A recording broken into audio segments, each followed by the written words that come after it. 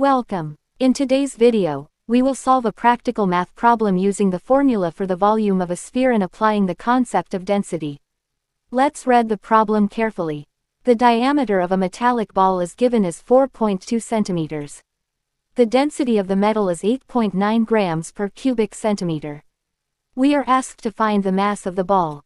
To find the mass, we need two things: the volume of the ball, which is a sphere, and the density, which is already given.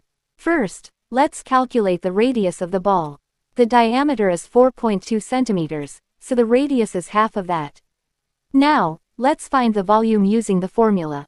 First, calculate the cube of the radius. Next, multiply by pi and 4/3. Finally, multiply the volume by the density to get the mass. So, the mass of the metallic ball is approximately 345.23 grams. Hope this step-by-step explanation helped you understand the problem clearly. Don't forget to like, share, and subscribe for more math videos.